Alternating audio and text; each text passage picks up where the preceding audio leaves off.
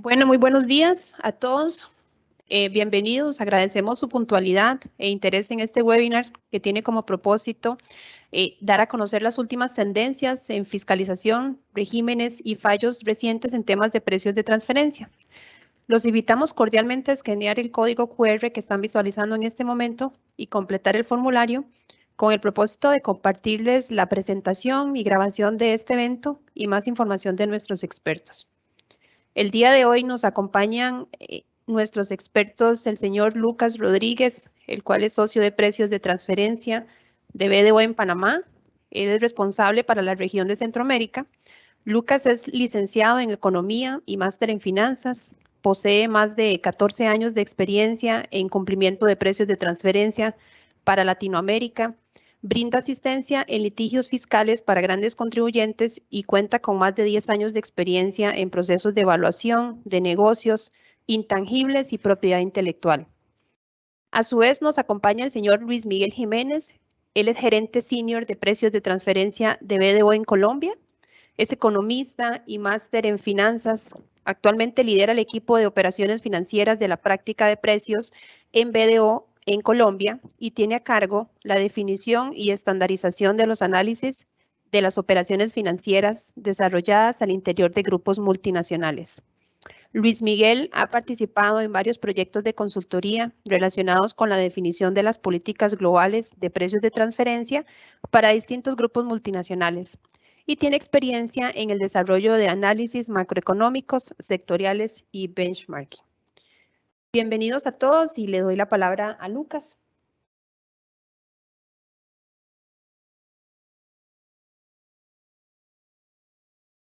Muchas gracias. Primero que todo, agradecer a todos los asistentes el día de hoy por acompañarnos. El objetivo de la presentación del día de hoy es básicamente compartirles nuestras experiencias, lo que hemos experimentado con nuestros clientes, con muchos de nuestros clientes, respecto a fiscalizaciones de precio de transferencia, incluso casos que han llegado a Tribunal Fiscal referente a operaciones con partes relacionadas. En Panamá, por ejemplo, llevamos ya este año 10 años desde el momento que se promulgó la ley de precio de transferencia, y durante todos estos años hemos visto una evolución muy importante en cómo la administración tributaria revisa las operaciones intercompany. Por lo que en esta presentación lo que vamos a ver el día de hoy son temas de fondo que tienen que ver puntualmente con análisis, cómo se analiza o cómo la administración tributaria y el TAT, en el caso de Panamá, ha analizado las operaciones con partes relacionadas, y temas de forma también. Los efectos que han tenido, por ejemplo, las presentaciones tardías de la documentación y cuestiones que tienen que ver con el cumplimiento.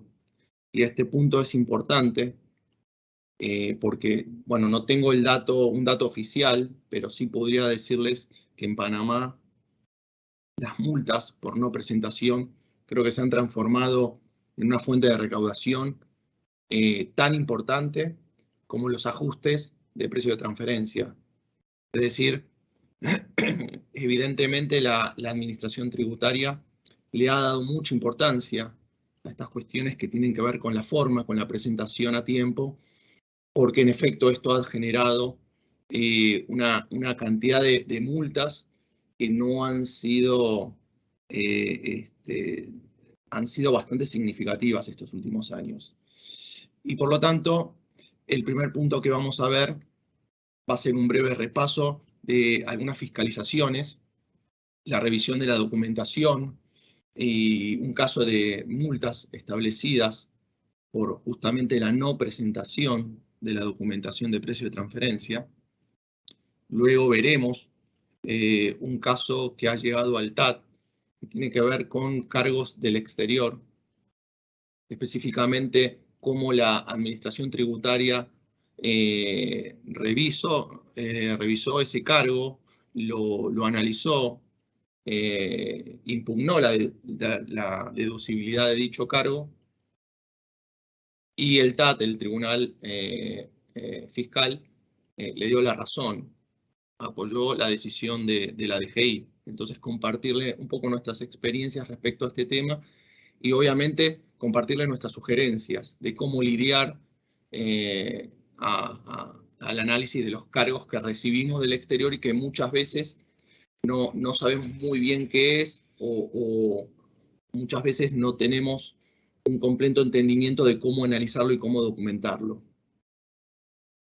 El tercer punto va a ser un breve repaso de una de los cambios que hubo recientemente, ya hace dos años, respecto a precio de transferencia, que fue la ampliación del ámbito de aplicación de precio de transferencia que involucra los regímenes especiales, es decir, contribuyentes que están establecidos en algún régimen especial o área económica y que ahora están obligados a presentar la documentación de precio de transferencia.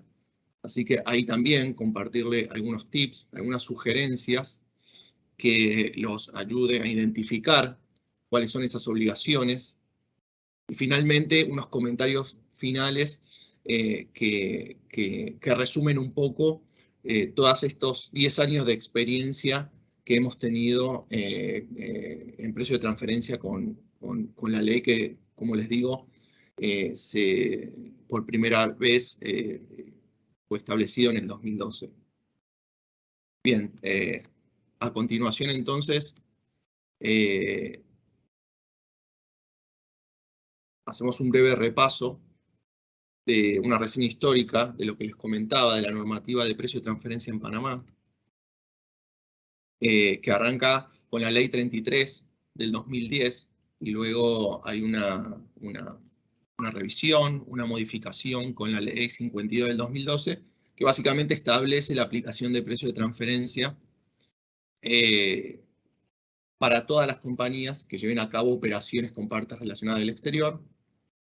A partir de allí, se les empieza a exigir a todos los contribuyentes que apliquen bajo esta normativa la presentación de dicha documentación. Y obviamente esto al principio generó como mucha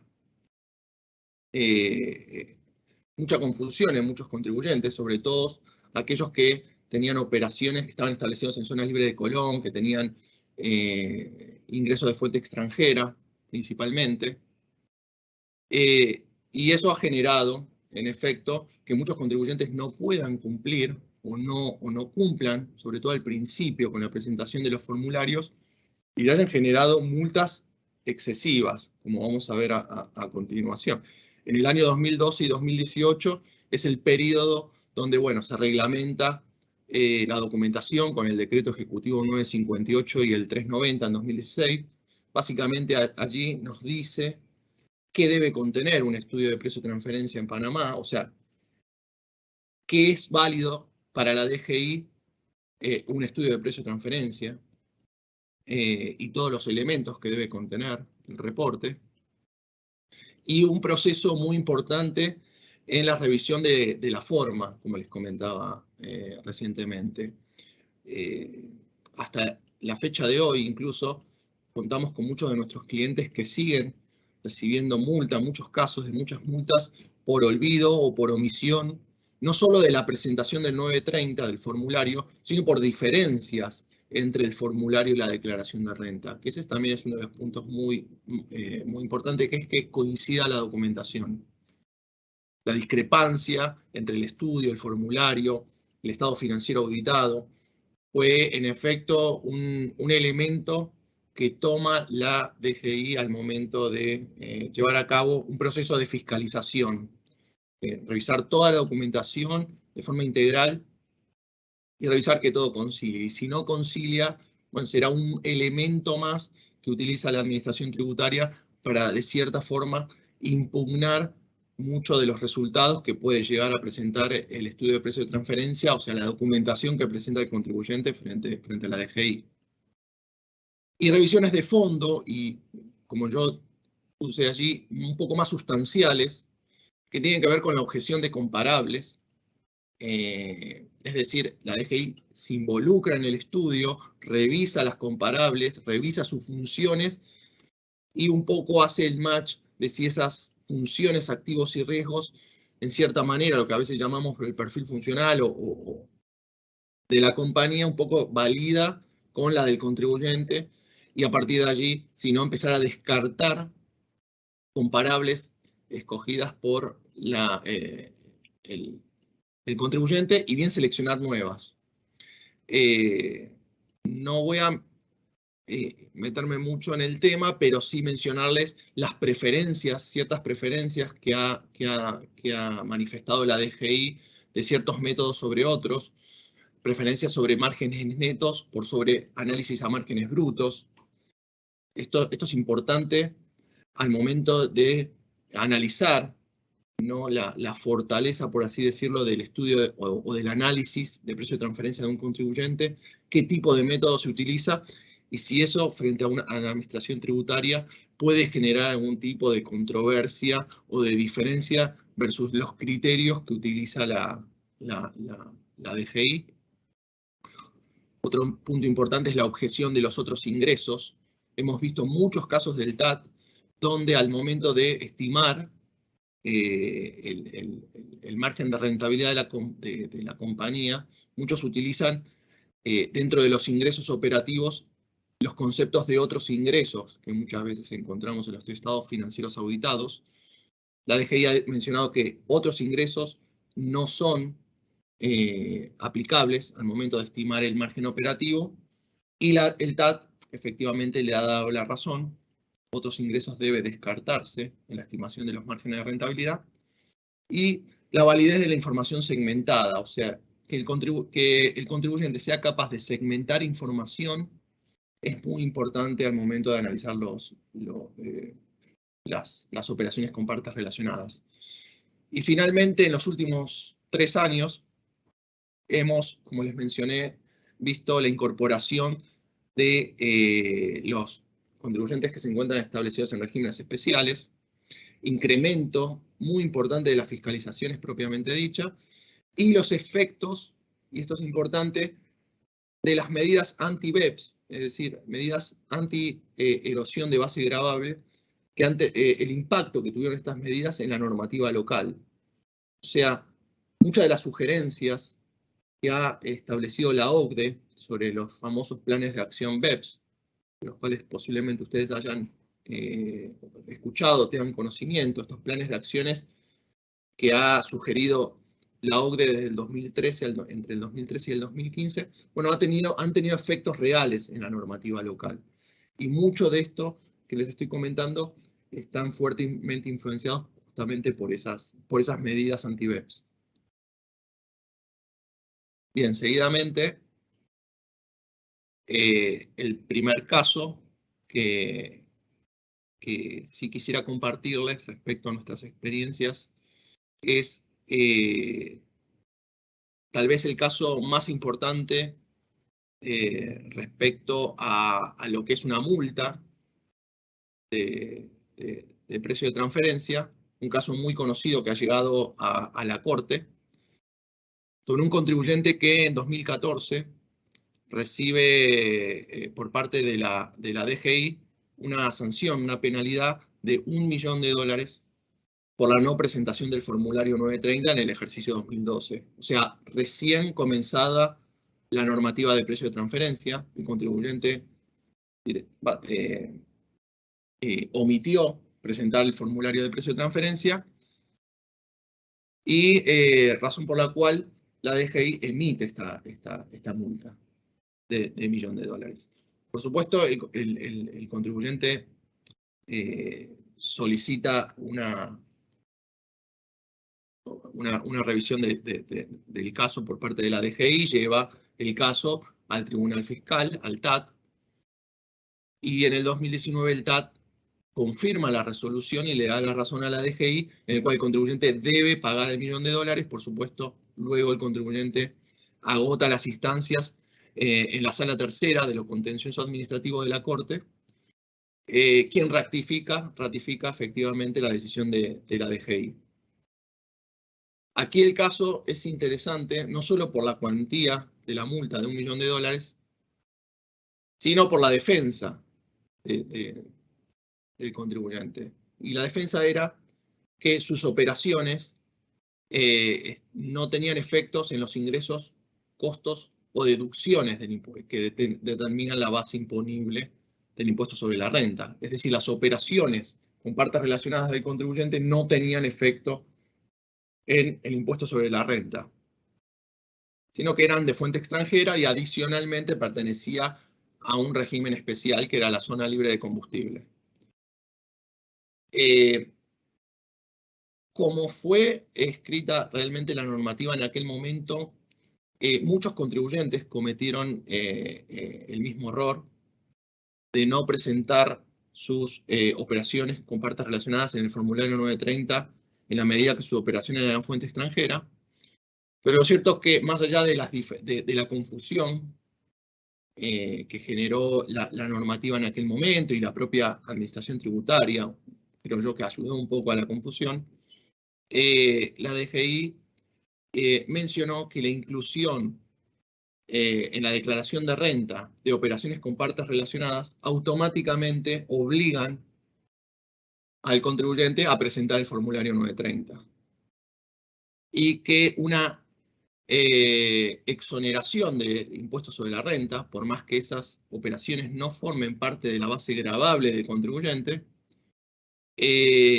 no implica que esas operaciones no tengan efecto en la ganancia o utilidad para distribución de los accionistas y que por lo tanto sí están sujetos al impuesto complementario. Y, por supuesto, impuesto complementario e impuesto de dividendos. Este es un punto importante porque a diferencia de otros países donde simplemente se toma hasta el impuesto sobre la renta, en Panamá, que una operación tenga efecto en el impuesto sobre dividendos y que eso genere la obligatoriedad de presentar precio de transferencia es un punto importante, ya que, no, como les digo, no sucede en otras jurisdicciones, pero sí sucede en Panamá. Así que finalmente, bueno, el TAT ratifica lo que menciona la DGI, que una exoneración del impuesto sobre la renta no exime a los contribuyentes de presentar el formulario 930. Y como conclusión de este caso, lo que sí les puedo mencionar es que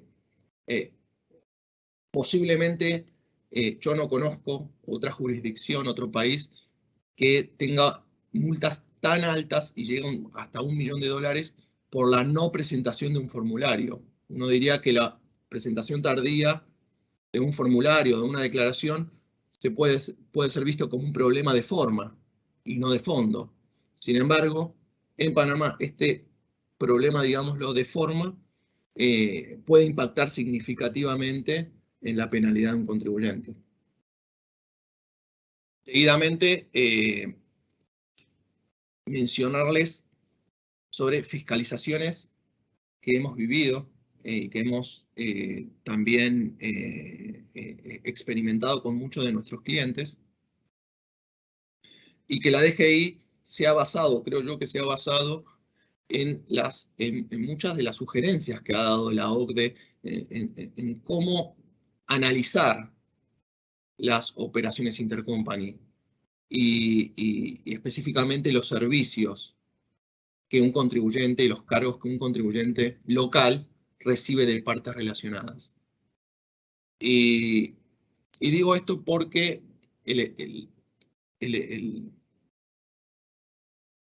efecto que tuvo las normativas anti-BEPS en Panamá, y no solo en Panamá, diría yo en todo el mundo, se ve en los planes de acciones 8, 9 y 10, que se analiza o que tiene como objeto garantizar que los resultados de precio de transferencia estén alineados con la creación de valor. Y allí es un punto importante para detenerse. Hoy en día, toda fiscalización por parte de la Administración Tributaria, en alguna medida, tiene como objetivo este punto que menciona los planes de acción 8, 9 y 10. ¿Dónde está la creación de valor? Y en lo posible, que se tribute donde el valor, donde se cree valor, o sea, donde haya sustancia, más allá de lo que diga un contrato o lo que diga una factura. Y en la medida que la creación de valor y la sustancia cobra importancia, se incrementa el riesgo de no deducibilidad de los cargos y servicios que un contribuyente recibe. Pueden ser servicios de management, cargos administrativos, servicios por parte, comisiones, servicios técnicos o cualquier otro servicio que recibamos del exterior y que por lo tanto sean deducibles del impuesto sobre la renta. En ese sentido, la DGI ha basado muchas de sus fiscalizaciones en el artículo 762G del Código Fiscal, que básicamente nos dice que para que los gastos por servicios sean deducibles, deben darse dos condiciones importantes: que sean efectivos y que produzcan o puedan producir una ventaja o utilidad a su destinatario. Y este punto es importante por lo que vamos a ver seguidamente, que es el caso que les quiero compartir respecto a un fallo que ha llegado al Tribunal Fiscal en Panamá, que tiene como antecedente un caso que comenzó en 2015, cuando la DGI le solicita al contribuyente toda la documentación de precio de transferencia, que involucra, por supuesto, el estudio de precio de transferencia, pero también toda documentación, soporte o complementaria que la DGI considere necesaria. Una vez solicitada la documentación, la DGI le comunica en 2017 a este contribuyente que ha sido seleccionado para una auditoría y, por supuesto, emite una resolución solicitándole toda esta documentación adicional que va a ser parte de la auditoría o el proceso de auditoría.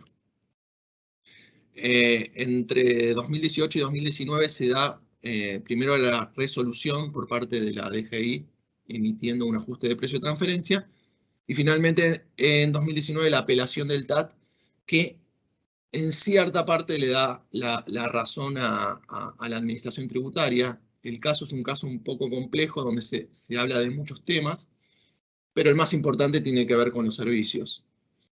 En la fiscalización y en la auditoría propiamente dicha de la DGI,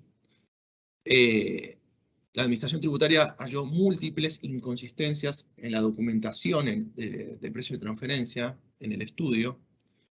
En primer lugar, discrepancias entre la declaración de renta y el formulario de precio de transferencia, discrepancias entre el formulario y el estudio de precio de transferencia, imprecisiones entre el estado financiero y la documentación contable. Y por supuesto, todo ello llevó a que la administración tributaria concluya de que tantas discrepancias implican que el contribuyente pudo no haber analizado de forma correcta sus operaciones con partes relacionadas. O sea, cuestiones que pueden entenderse como de forma, terminaron convirtiéndose en situaciones o problemas de fondo.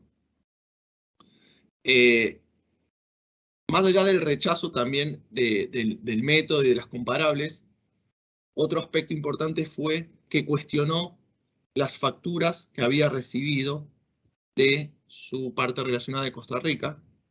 Básicamente eran gastos administrativos que eran deducibles del impuesto sobre la renta. El detalle de esos cargos fueron principalmente mercadeo, promoción, comercialización, gestión de cuentas por cobrar y pagar, administración y diferentes tipos de cargos de back office. Este tipo de cargos y este tipo de situaciones es muy común en los contribuyentes en Panamá, de recibir cargos de entidades relacionadas. Y finalmente, el fallo del TAT tuvo que ver con si el servicio finalmente es deducible o no del impuesto sobre la renta, producto de algunas inconsistencias en la documentación de parte del contribuyente. Seguidamente vemos que halló la DGI. Y aquí quiero destacar qué mencionó el Tribunal Fiscal respecto al artículo que yo les mencioné recientemente del 762G, que menciona los elementos que se deben dar para que un cargo sea deducible del impuesto sobre la renta. Y este 762G menciona que primero esos cargos se valorarán de acuerdo a criterios establecidos en este capítulo, es decir, deberán ser valorados según el principio de libre competencia, y luego, como les mencioné, deberán ser efectivos y produzcan una utilidad al destinatario. Y estos dos elementos son importantes, porque el primer elemento nos dice que un cargo debe cumplir con el principio de libre competencia, es decir, lo que usualmente se hace al analizar un servicio. Se analiza si el marco que aplica la entidad relacionada del exterior está dentro de un rango razonable de mercado. Pero lo que no se suele analizar, y lo que falló justamente el contribuyente, es en la sustancia, independientemente de si el cargo era o no de mercado. Y para que exista sustancia, hay que probar que el servicio haya sido efectivamente prestado. Y lo que mencionó la DGI y el TAT ratificó es que independientemente de que el contribuyente tenga en su poder y haya presentado en la auditoría contratos, facturas y demás documentos de forma, no pudo probar que efectivamente el servicio haya sido prestado. Información en registros contables, estados financieros y documentación anexa no es evidencia suficiente para probar que un servicio es efectivamente prestado. Y como no tuvo mayor entregable y mayor evidencia,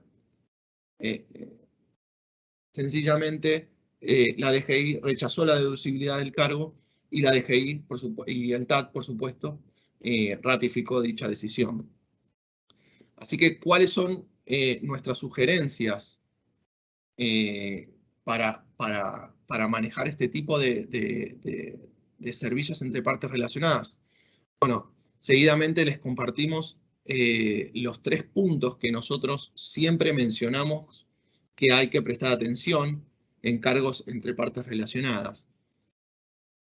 Primero, tener en mente que todo cargo debe tener sustancia, independientemente del contrato. El contrato es simplemente un punto de partida en el análisis de precio de transferencia. La sustancia prevalece por sobre la forma. Y esto es muy importante porque muchas veces recibimos cargo incluso en jurisdicciones de baja o nula tributación, donde la jurisdicción del exterior no tiene empleados, o si tiene, no son o no tiene la expertise suficiente para prestar ese servicio que la factura o el contrato dice que están prestando. Por lo tanto, la administración tributaria pudiera muy bien pensar que no hay sustancia y no hay elementos suficientes para probar que fue efectivamente prestado. Es decir, si la contraparte no tiene forma, no tiene la planilla o los empleados con expertise suficiente para prestar ese servicio, difícilmente la DGI acepte la deducibilidad de ese cargo. El segundo punto es la coherencia, que una transacción sea contabilizada de una forma por el contribuyente y debe ser contabilizada de la misma forma por la parte relacionada, en el sentido de que si son intereses, por ejemplo, bueno, si recibimos y deducimos intereses, que la entidad del exterior no contabilice eso, por ejemplo, como dividendos. Esa coherencia entre la contabilidad de una parte y la otra siempre debe prevalecer, porque en una auditoría la administración tributaria suele pedir muchas veces información de entidades del exterior. Y finalmente la transparencia, y es que el contribuyente cuente con toda la documentación e información que permita probar los puntos anteriores. O sea, la documentación es muy importante. Y en ese sentido, respecto a los servicios, tener una documentación que avale que un servicio fue efectivamente prestado es muy importante. Por ejemplo, un entregable, una reunión, etcétera. Toda esa documentación debe existir de forma que exista lo que la Administración Tributaria pretende, que es la transparencia. Y finalmente, compartirles una breve mención de los regímenes especiales en Panamá. En 2018, con la Ley 57 y la Ley 69 también de 2018,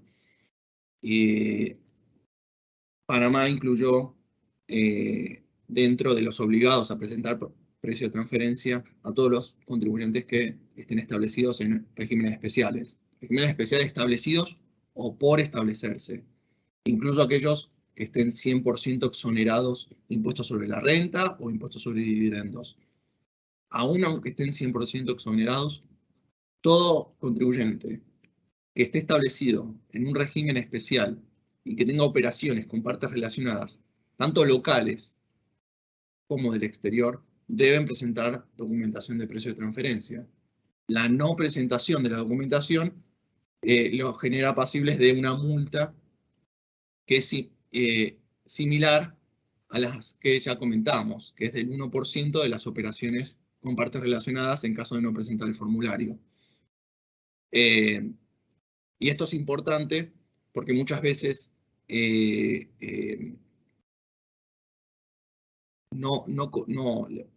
aún hoy muchos contribuyentes que tienen establecidos en regímenes especiales no contabilizan presentar 930 a sus partes relacionadas locales. Y una característica que tiene la normativa en Panamá que otros países no tienen es que la obligación muchas veces puede generar no solo una multa, sino una potencial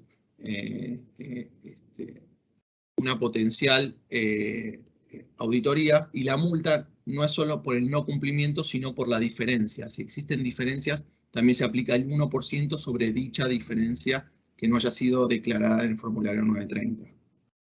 Y ahora sí, finalmente, un breve resumen, unas breves conclusiones que les quiero compartir.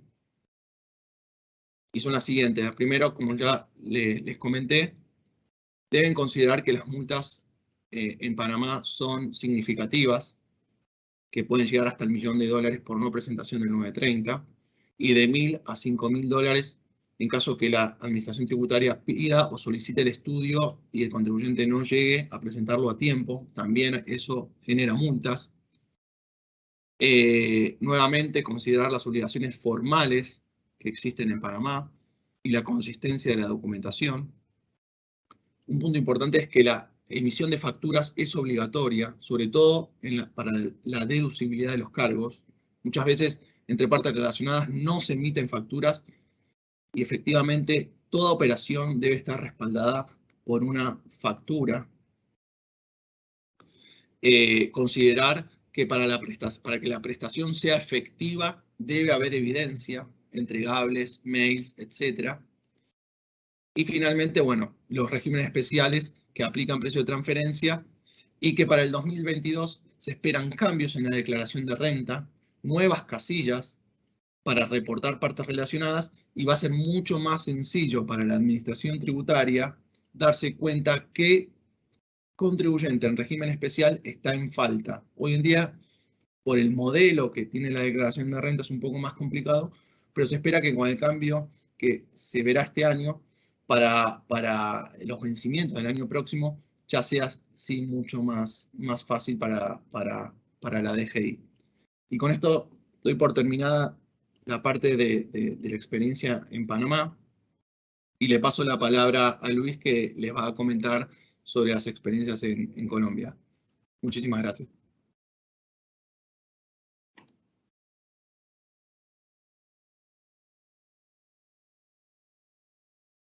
Ok, un gusto saludarlos a todos.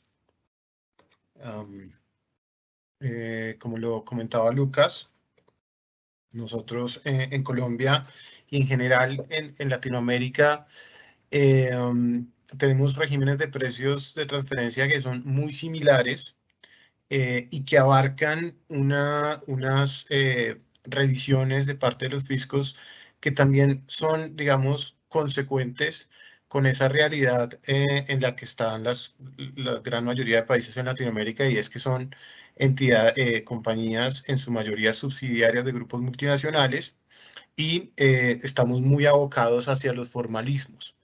Entonces, la experiencia en Colombia, al igual que en Panamá, pues tiene que ver mucho con el tener el estudio preparado, la declaración presentada y todos los sustentos formales que hay detrás. Si quieres, podemos avanzar. En Colombia, digamos que el régimen de precios de transferencia ya lleva casi 20 años desde su incorporación, por allá en una reforma del 2003, y se ha ido complejizando cada vez más en función a los lineamientos y directrices de la OCDE, que Colombia ha seguido casi que, digamos, ha calcado las directrices en el ordenamiento local, y digamos que a raíz de las evoluciones que comentaba Lucas respecto de las acciones BEPS, que son acciones que se emitieron para evitar la erosión artificiosa de la base gravable de muchos de los contribuyentes, en particular de los grandes grupos multinacionales. A partir de allí se ha visto una evolución mucho más hacia los aspectos de fondo, es decir, hacia las correcciones, por ejemplo, de las declaraciones tributarias de los contribuyentes, en donde se rechacen o se incluyan ingresos asociados a transacciones con partes relacionadas que no fueron adecuadamente valoradas por el contribuyente. Entonces, hemos visto una evolución de aspectos meramente formales en los primeros inicios del régimen en Colombia. Luego, fiscalizaciones que estaban muy enfocadas en ciertos sectores y en resultados de la compañía, y ahora fiscalizaciones, digamos, en el mundo de BEPS, que abarcan un gran número, una información más relevante para el fisco, porque no solo tiene la información de la compañía local, sino que ahora, por lo menos en el ordenamiento colombiano, también tiene información del grupo multinacional a través de los reportes del país por país y el informe maestro. Siguiente, por favor. Entonces vemos en Colombia hay, digamos, tenemos varios detonantes de fiscalización, o sea, cuando como contribuyentes tenemos que estar alerta, ¿cierto? De tener muy al detalle nuestros informes y documentos formales que soportan las transacciones con vinculados. Digamos que cuando cuando pertenecemos a un sector considerado como riesgoso o estratégico en el país, por ejemplo, cuando somos exportadores de materias primas. Colombia es un país por excelencia exportador de materias primas, y ello genera que las compañías que están en este sector pues estén en la mira de la autoridad tributaria, ¿cierto? Así que muchos de los programas de fiscalización van atados hacia sectores particulares. Y tenemos que, si estamos en un sector de estos, si somos grandes contribuyentes, pues vamos a estar en la mira de la autoridad tributaria, con lo cual pues debemos tener unas políticas bien robustas en materia de precios de transferencia. También se generan fiscalizaciones en función de la comparación de las rentabilidades que yo puedo obtener en un ejercicio particular con las del sector al que yo pertenezco. En Colombia, la autoridad tributaria tiene opción, a través de los reportes a la Superintendencia Financiera, de revisar, entre otras cosas, las rentabilidades de un sector económico particular y compararlas conmigo. Esa revisión, digamos, inicial puede detonar oficios de la autoridad tributaria en donde me dice su rentabilidad no está acorde con las del mercado, y en presencia de operaciones intercompany de una vez me va sugiriendo que la revise a efectos de constatar que se han hecho a valor de mercado. Entonces, esta es otra de los detonantes, las rentabilidades operativas. Si son muy bajas o incluso si yo tengo pérdidas recurrentes, ello puede detonar una fiscalización de la autoridad tributaria. Otro punto relevante son las transacciones realizadas con paraísos fiscales. Digamos que allí la DIAN entiende y hay un régimen mucho más riguroso cuando se trata de operaciones con paraísos fiscales, aun cuando éstas se desarrollan con terceros domiciliados en estas jurisdicciones, para los cuales aplica también en Colombia el régimen de precios de transferencia. Entonces, si tengo operaciones recurrentes con regímenes como Hong Kong, ¿cierto?, que son habitualmente regímenes muy utilizados como centros de distribución por grupos multinacionales o por distintos proveedores que yo pueda tener como contribuyente en Colombia, allí voy a tener riesgos de fiscalización latentes. Otros puntos que generan detonantes son las solicitudes en saldos a favor. Evidentemente allí la autoridad tributaria va a revisar que las condiciones que detonaron en ese saldo a favor pues estén apropiadamente calculadas por el contribuyente en su declaración de renta. Y otro punto también que con frecuencia genera fiscalizaciones son las denuncias. Las denuncias que hacen personas sobre la actividad económica de un contribuyente que llevan a la DIAN a revisarle su información financiera. En el siguiente slide, entonces, vemos algunas de las fiscalizaciones de forma. Muy rápidamente, el hecho de que yo no presente todas las operaciones que desarrollé con vinculados genera o detona omisiones, pero también muy importante en la omisión es que últimamente, o en Colombia, para dar un poco de contexto, el informe maestro del que habla la acción 13 de BEPS se incorporó en 2016 y tuvo como primera aplicación en 2017. Ese informe es muy nuevo para la autoridad tributaria y por ahora las fiscalizaciones respecto de ese reporte se han enfocado en la forma. Y particularmente el ordenamiento colombiano incluye todas las secciones que deberían incluir ese reporte maestro, al que están obligados los contribuyentes que tienen que presentar informe local en Colombia y adicionalmente son parte de un grupo multinacional. Entonces, la fiscalización está enfocada en la forma. Si el documento no tiene alguna de las secciones que incluye el ordenamiento, aun cuando esa sección no le aplique al contribuyente, de todas formas, por no incluirla y por no redactar que no está, digamos, o que no es aplicable al grupo, se genera una sanción por omisión. Y estas son particularmente gravosas y están en la mira del fisco. O sea, el fisco ha iniciado unos programas sistemáticos de fiscalización para revisar el informe maestro de los contribuyentes, con lo cual aquí la invitación para evitar sanciones de este tipo de omisión, ¿cierto?, es revisar que el informe, si se prepara por la subsidiaria del grupo, en el caso específico de Colombia, pues incluya todas las secciones, ¿cierto? Y si es preparado por el grupo, por la matriz controlante del grupo en el exterior, pues que se revise de todas formas en Colombia a efectos de acreditar que están todas las secciones incluidas, porque es una de las más comunes sanciones de forma que hoy por hoy se están aplicando en el país. Otras sanciones son de inconsistencias. En esta, muy rápidamente, en Colombia existen diversas formas en las que le llega información al fisco. Una de esas es el reporte de información exógena, que es este reporte en el cual incluimos todas las transacciones y montos de las operaciones realizadas con terceros por un contribuyente y se informan a la DIAN. Esa información la DIAN hace cruces respecto de lo que le informamos en precios de transferencia y cuando la información no es coincidente, allí se inicia una fiscalización y puede detonar en sanciones por inconsistencias, ya sea en la información exógena o en la información de precios de transferencia. Un tema de forma y que genera fiscalizaciones más de fondo es la presentación extemporánea. No hay cosa, digamos, que alerte más a la autoridad tributaria y que genere una revisión de la información que la presentación extemporánea de obligaciones. Entonces, tenemos muchos programas de fiscalización que pues inician con la revisión de si el contribuyente liquidó adecuadamente las sanciones por extemporaneidad, pero después van y revisan el informe maestro y ello detona en potenciales nuevas sanciones asociadas a la presentación extemporánea.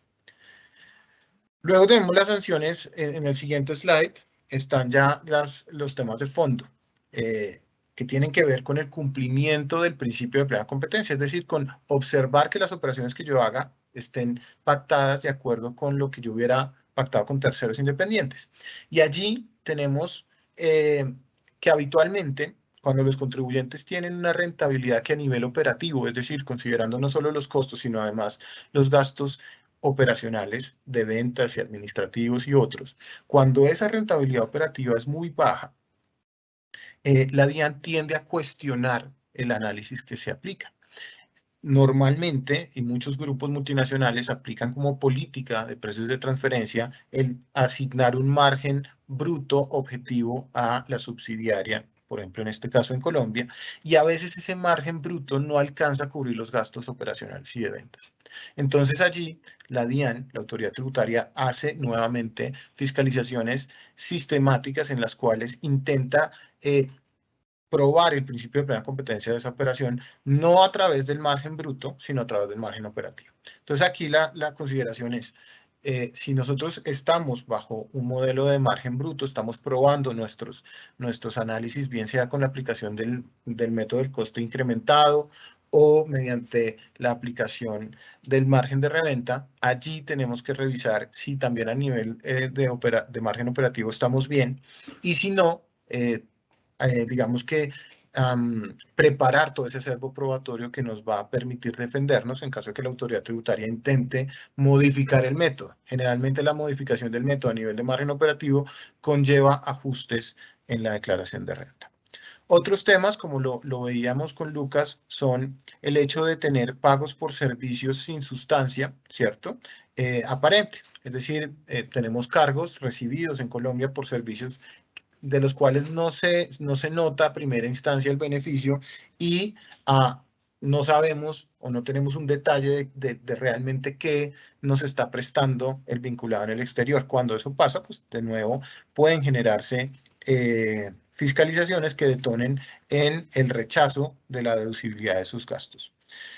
Como les decía, cuando los contribuyentes presentan pérdidas recurrentes, en particular cuando nosotros decimos que la subsidiaria en el país, en Colombia, presenta un tipo de perfil de riesgo limitado, es decir, que en Colombia no se desarrollan funciones complejas, no se involucran los activos más importantes del grupo y por ende no se asumen los riesgos más relevantes del negocio del grupo. Pues allí lo que el fisco espera es que la rentabilidad del contribuyente, si bien sea baja, sea constante y positiva. Entonces, cuando tenemos compañías con perfil funcional aparentemente bajo, digamos de bajo riesgo, pero está incurriendo en pérdidas recurrentes, pues allí tenemos fiscalizaciones que pueden generar ajustes en rentas. Y luego tenemos fiscalizaciones asociadas a pagos por regalías sobre intangibles que potencialmente no haya una evidencia clara de cómo se están explotando en el país.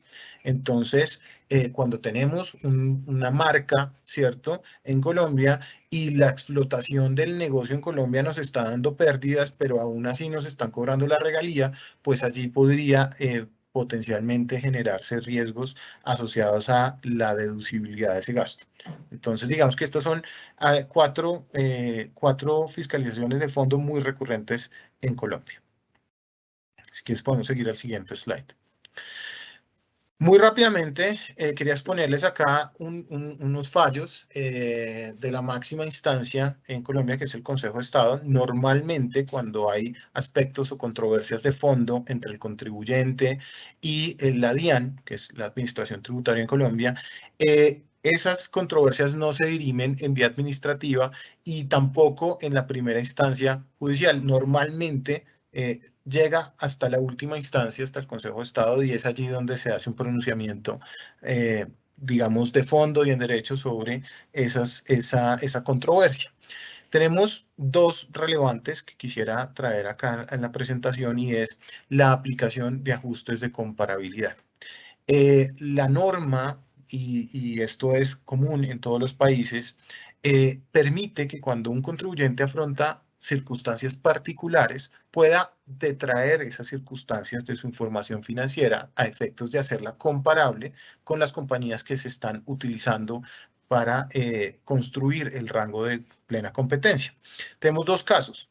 Un caso en el que el contribuyente, en el que el fisco, en ambos casos el fisco controvirtió el ajuste, porque claro, el ajuste es detraer ese efecto que al final es retirar el efecto de la información financiera, lo que va a hacer es que la rentabilidad de la compañía, pues por supuesto, suba al retirar ese ruido que generan esos gastos extraordinarios. Y normalmente la autoridad tributaria está en desacuerdo porque pues, sugiere que esas particularidades de la empresa no son realmente específicas del contribuyente y realmente están presentes en todo el mercado, ¿sí? Por ende, no se justifica la aplicación de ajustes porque normalmente la autoridad tributaria entiende que esa circunstancia ocurrió no solo en el contribuyente, sino en todos los comparables y en general en el mercado. Así que en esta primera controversia, lo que se tiene es un efecto por tasa de cambio. En 2007, el país vivió una revaluación de la tasa de cambio relevante y ello generó que para este contribuyente, que es un productor de carbón, en las ventas de inventarios, ¿sí? Lo hiciera a una determinada tasa específica pactada con la parte relacionada al exterior, y cuando realizaba las ventas a esa tasa específica, estando atados sus costos en pesos, la revaluación hizo que la rentabilidad de ese cliente de ese contribuyente fuera muy baja. Ese argumento lo utilizó, ¿cierto?, para, digamos, practicar ajustes en los que decía, mire, si la tasa se hubiera comportado como históricamente se había comportado en Colombia, la tasa de cambio, pues yo hubiese tenido una rentabilidad acorde con las exhibidas por el mercado. No hubiera incurrido en estas pérdidas asociadas al riesgo cambiario estructural. No obstante, la DIAN dijo, esta afectación de la revaluación de la tasa no solo la vivió usted, no solo se vivió en Colombia, o no solo la tuvo el peso colombiano, sino que también la tuvieron las monedas de los países de los que están usted seleccionando comparables. En este fallo particular, el contribuyente no logró demostrar que las condiciones particulares de la economía colombiana que afectaron su rentabilidad estuvieran presentes en los otros países de los cuales seleccionó compañías comparables, a través de las que evidentemente establecía los márgenes de rentabilidad de mercado.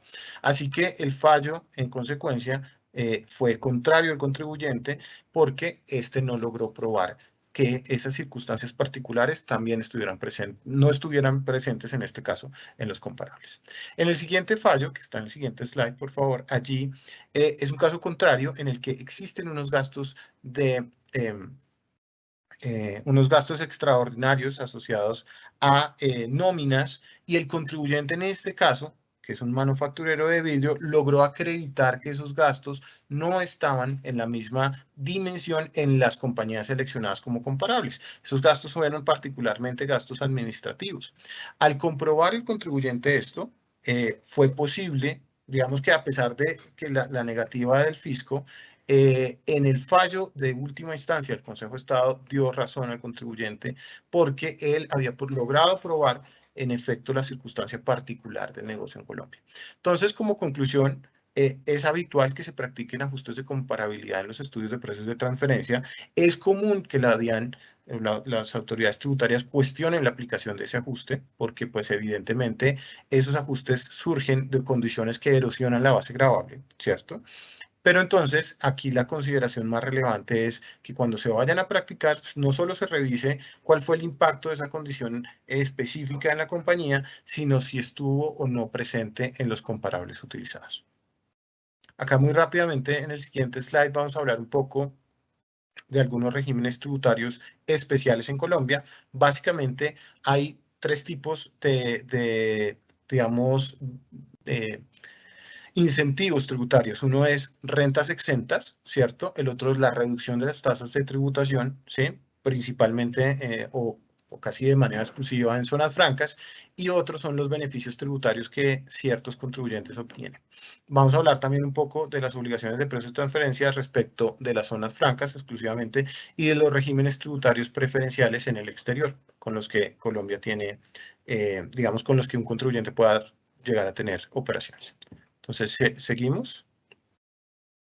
Acá muy rápidamente en Colombia hay oportunidad de obtener rentas exentas cuando incorporamos una sociedad que desarrolla o genera riqueza a través de industrias creativas y en general de desarrollos tecnológicos o de publicidad. Cualquier industria que tenga la vocación de generar la creación de intangibles o en general industrias asociadas a actividades creativas tienen una exoneración de renta hasta por 7 años, es decir, no se paga impuesto si cumplen con ciertos requerimientos.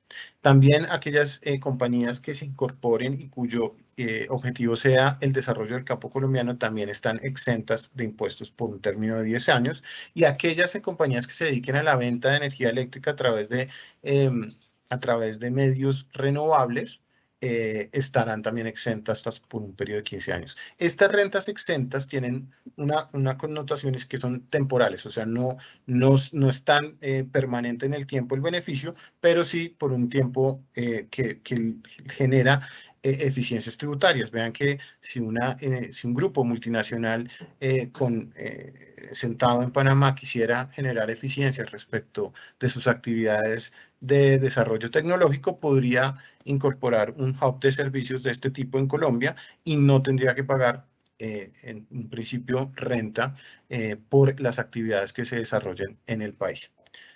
Siguiente. Ahí el siguiente slide habla un poco de los regímenes de zonas francas, y aquí la tarifa, digamos, para ponernos en contexto general de renta a partir del 2022 es 35% de renta en Colombia, pero si se incorpora una sociedad en zona franca, tiene un beneficio del 20%. Aquí hacer una aclaración, y es que son sociedades que tengan una vocación industrial, que se manufacture o se transforme bienes o que provean servicios. Si se dedican a actividades netamente comerciales, no tienen el beneficio del 20%. Pero hay otros beneficios también asociados a incorporar una sociedad en zona franca, que son beneficios aduaneros y de comercio exterior, además de que pues cuando se trae un bien a la zona franca, no se entiende como importado todavía al país, y pues todavía entonces no se liquidarán aranceles e IVAs, sino hasta tanto ese bien se entienda importado realmente al territorio aduanero nacional en Colombia. Si quieres, seguimos con el siguiente.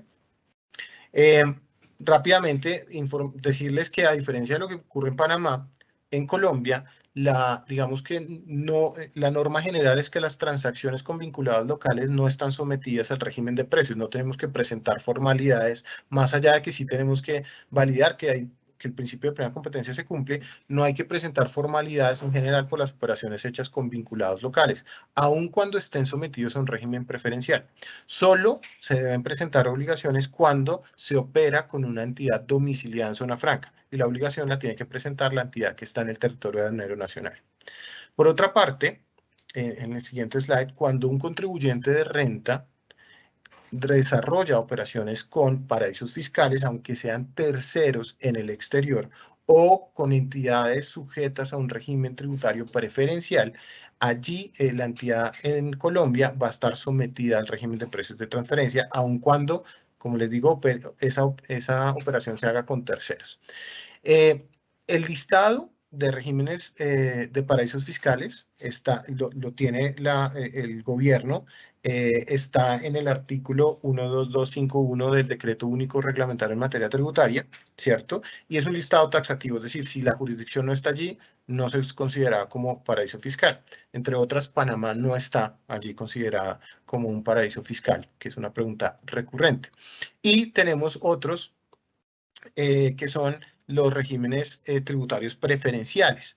Estos, a diferencia de los paraísos fiscales, no tienen un listado taxativo, por lo menos emanado desde la DIAN, desde el gobierno nacional, perdón. Sí lo tienen del Foro de Prácticas Perniciosas de la OCDE, que evalúa diferentes regímenes tributarios preferenciales en el mundo, y de acuerdo con la clasificación de si son dañinos o no, los sitúa como un régimen tributario preferencial. Allí, si quieres, en el siguiente slide, vemos que, si quieres, avancemos en el siguiente.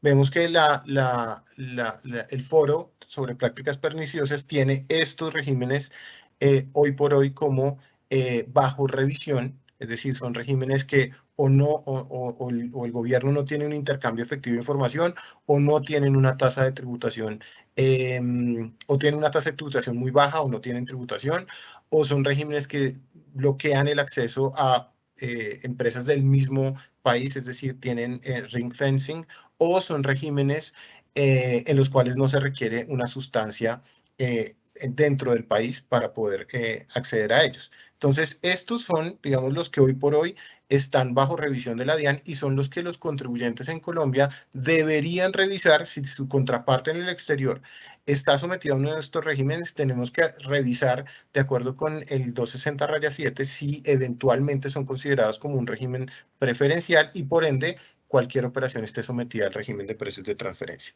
Para terminar, en Colombia, estos regímenes tributarios preferenciales y aquellos que nos comentaba Lucas han estado bajo revisión del Foro de Prácticas Perniciosas.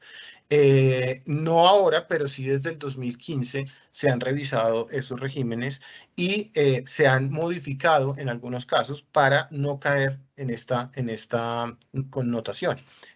Aquí se hace un listado de los regímenes y hoy por hoy ningún régimen en Panamá o en Colombia es considerado como régimen preferencial.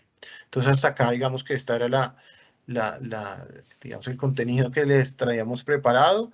No sé si haya alguna duda o inquietud. Muchas gracias por el tiempo. Muchas gracias, Luis Miguel. Muchas gracias también, Lucas, por su amplia explicación en este tema. Aprovecho para gestionar algunas preguntas que tenemos de parte de nuestra audiencia. Una pregunta viene para Lucas.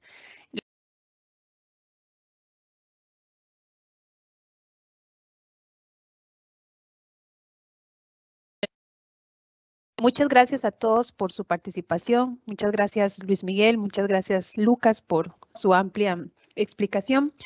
A continuación vamos a hacer unas preguntas de parte de la audiencia. Una de ellas es para Lucas. Nos consultan si los otros ingresos están encima de la utilidad operativa, ¿también los están sacando a la autoridad?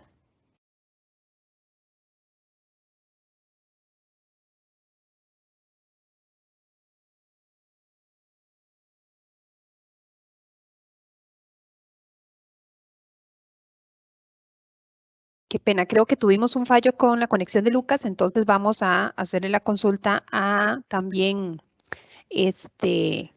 a Luis Miguel. Luis Miguel, nos preguntan, en compañías del sector O&G, ¿cuáles son las condiciones para que una compañía aplique el multi-year en el overall analysis para que no sea controvertido en las fiscalizaciones de la DIAN?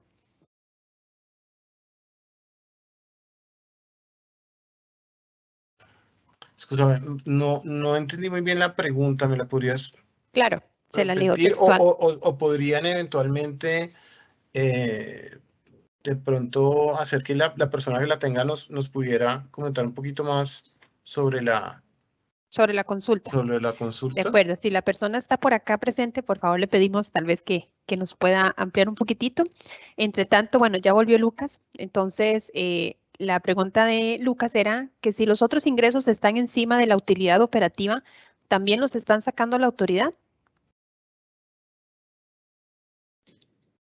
Entiendo que la pregunta tiene que ver si el margen de rentabilidad del contribuyente se encuentra por encima del rango. Entiendo que esa es la pregunta. Si es así, en principio eso no generaría no llamaría la atención por parte de la Administración Tributaria, básicamente porque encontrarse por encima del rango no implica un perjuicio fiscal para la compañía local. Sin embargo, ese punto pudiera ser relativo si se trata de una compañía que se encuentra en un régimen especial y tiene operaciones con partes relacionadas locales. Allí, quien asumiría un potencial riesgo sería la contraparte. Si, por ejemplo, se tratase de un servicio o de un interés que está por encima del rango. Pero en principio no, encontrarse por encima no genera un efecto ni una potencial, o no debería generar una potencial auditoría. Muchas gracias, Lucas. Esta otra pregunta es para Luis Miguel. Nos consultan qué documentos se deben considerar para probar ante la DIAN que los servicios fueron efectivamente prestados. Vale, antes de esa la del sector oil and gas, entiendo la pregunta, ojalá que la haya interpretado bien, y es, si yo quiero aplicar un análisis, normalmente los análisis de precio de transferencia deberían basarse en un año de rentabilidad del contribuyente comparado con el año, digamos, de los comparables, el mismo año. Ese sería como el análisis ideal. Entonces, si la pregunta aquí es, si a mí este año tuve una condición específica o particular, o tal vez mi ciclo de negocio no es de un año, sino que debería mirar un periodo más amplio de tiempo, ¿cuáles son las condiciones para las que yo aplique un análisis que contemple múltiples años, tanto para el contribuyente como para los comparables? No sé si esa sea la pregunta, pero digamos que lo importante, pues que lo primero que hay que decir aquí es que no hay una fórmula prescriptiva para determinar si yo tengo que aplicar un análisis de un único año o de varios, ¿sí? Debería revisarse las condiciones particulares de la operación de la compañía, el ciclo de negocio, ¿cierto?, del sector en el que estoy, y determinar con base a esas evidencias si lo que yo tengo es una comparación que debería hacerse multianual, o si por la particularidad del sector yo debería tener un análisis año a año, pero potencialmente aplicando ajustes de comparabilidad, porque pues digamos que pudiese tener esa circunstancia particular en el año que prevenga que mi rentabilidad esté situada en las rentabilidades observadas por los comparables. No sé si esto resuelve esa pregunta, si quieres más adelante podemos verla en específico. Ahora, ¿qué documentos deben considerar para probar ante la DIAN que los servicios fueron efectivamente prestados? Como lo mencionó Lucas, Colombia es muy similar la aproximación sobre la disposición de servicios entre vinculados económicos. Yo en particular siempre digo, digamos que hay servicios que deben tener un contrato, y el contrato no solamente debe existir, sino que además debe estar registrado ante la autoridad tributaria, que estos son los servicios que se refieren a la importación de tecnologías, en particular servicios técnicos o asistencia técnica. Debe haber un contrato registrado. Pero en general, el punto de partida de la DIAN siempre es la evidencia documental sobre la disposición del servicio. Entonces, lo primero que hay que tener es un contrato entre las partes, y entre más detallados sean las obligaciones, ¿cierto?, y derechos de cada parte, más sencillo será demostrar que en efecto existe un servicio. Entre más complejo sea describir cuál es el beneficio o la actividad que desarrolla la entidad del exterior a beneficio mío, pues más difícil será sustentar ante la DIAN que en efecto el servicio existió. Esto se puede hacer adicional del contrato con los soportes documentales, ¿cierto?, en donde se evidencie que realmente me prestaron el servicio. Entregables, correos, comunicaciones, en donde realmente se evidencie la actividad que desempeñó la entidad del exterior. Otro punto relevante aquí es, ya cuando estamos inmersos en una fiscalización, es solicitar a la parte del exterior que pueda evidenciar, digamos, esas erogaciones asociadas a la disposición de servicios a Colombia, ¿sí? Que haya una política adecuada y razonable de la asignación del gasto, ¿sí? Y que ello tenga una sustancia detrás. Por ejemplo, evidentemente, un personal que en el exterior está haciendo actividades a beneficio de Colombia. Creo que si se lograra tener esta información, no habría inconveniente de explicar a la DIAN que en efecto el servicio fue prestado. Muchas gracias, Luis Miguel. Bueno, muchas gracias a todos por todavía continuar conectados con nosotros. Hay otras consultas que están por acá, esperamos responderlas vía aparte por correo. En todo caso, quedan los contactos de nuestro socio Lucas y de nuestro gerente Luis Miguel. Y por otro lado, estaremos compartiéndole la grabación y el material visto en este webinar. Apreciamos mucho su participación y que pasen una feliz tarde. Muchas gracias.